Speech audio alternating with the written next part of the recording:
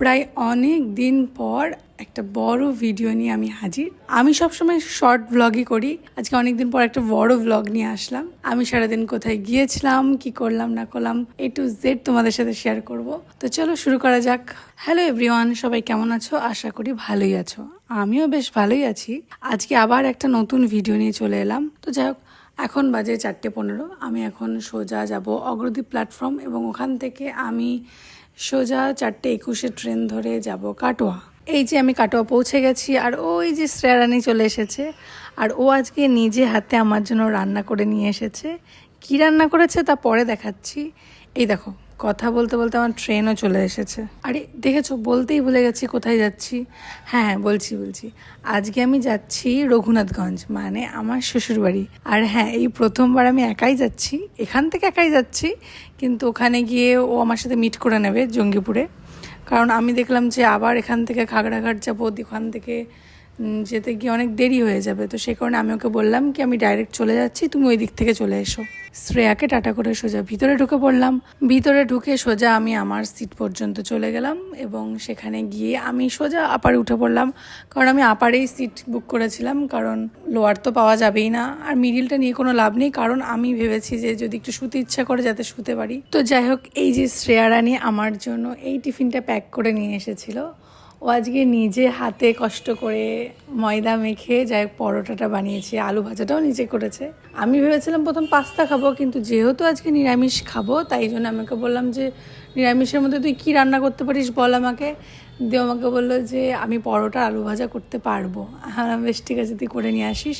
সত্যি কথা বলছি, দারুণ খেতে হয়েছিল। কারণ আমি যখন এডিট করছি তখনও মনে হচ্ছে খাই, খুব সুন্দরভাবে করেছিল, মানে মনেই হচ্ছিল না যে প্রথম রান্না শিখেছে।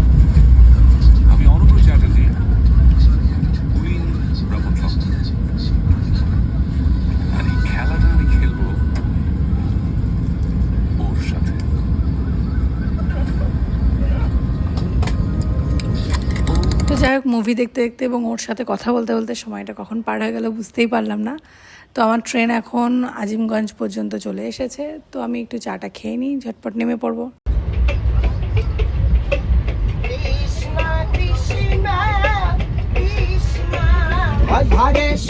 মাত্র দুটি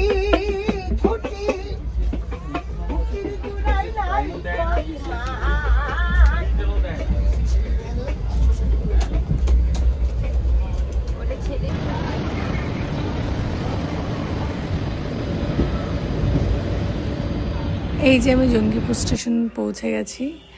ও অনেক আগেই ওখানে পৌঁছে গেছে এবং অনেকক্ষণ থেকে অপেক্ষা করছে যে ট্রেনটা কখন আসবে। তো যাই হোক, ফাইনালি ট্রেনটা ঢুকলো জঙ্গিপুরে। এই যে ও ভিডিও করছে আমার ট্রেন থেকে নামার, কারণ এই প্রথমবার একা আসলাম এখানে। তো যাই হোক, ট্রেন থেকে নামলাম। এবার আমরা দুজন এখান থেকে সোজা বাড়ি। এবার বলি কেন হঠাৎ করে এখন শ্বশুরবাড়ি আসলাম। এসেছি আমি আমার দরকারে, ওর আসার কথা ছিল না। যেহেতু আমি বাড়ি এসেছি তাই কারণে ও বাড়ি আসলো।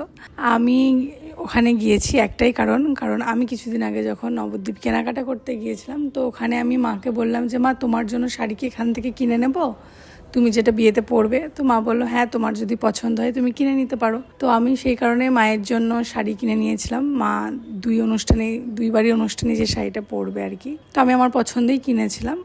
তো সেই শাড়িটা যদি আমি এখন টাইম মতো ওখানে না দিয়ে আসি, যেহেতু বিয়ে প্রায় চলেই এসেছে আর কয়েকটা মাস, তো সেই কারণে আমি দেখলাম যে মাকে আগে শাড়িটা দিয়ে আসি, তাহলে মা ব্লাউজ বানাতে দিতে পারবে। তো সেই কারণেই আসা। তো যাই হোক, বাইকে করে যেতে যেতে হঠাৎ করে মনে হলো যে মায়ের জন্য কি নিয়ে যাই, মা তো মিষ্টি খায় না।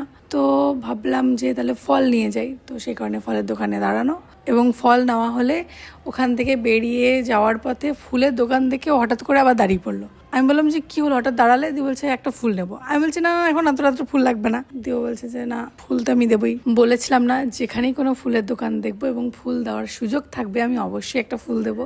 আর এটা কিন্তু একদম সত্যি, যে ও আমাকে একদম প্রথম দিকেই বলেছিল যে যখনই কোনো ফুল দেওয়ার সুযোগ পাবো অবশ্যই আমি তোমাকে ফুল দেবো।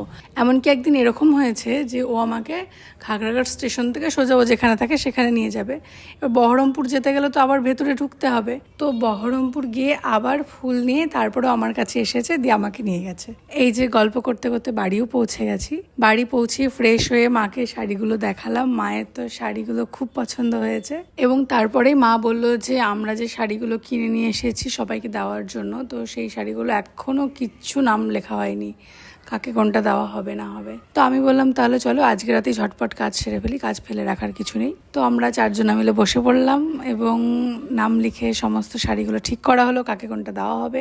আমাদের কাজ কমপ্লিট। এবার আসি ডিনারে মা ভেবেছিল ফ্রাইড রাইস আর চিকেন করবে, কিন্তু যেহেতু আজকে আমি নিরামিষ খাবো তো সেই কারণে দিব্য বললো যে শিল্পা যেহেতু চিকেন খাবে না, ফালতু সামনে বসে কি আমি চিকেন খাবো, তাহলে ও যে তরকারি খাবে সেটাই কর। ভালো করেছে? আমাকে একটু বিট লবণ দেবে মা, যদি থাকে তো।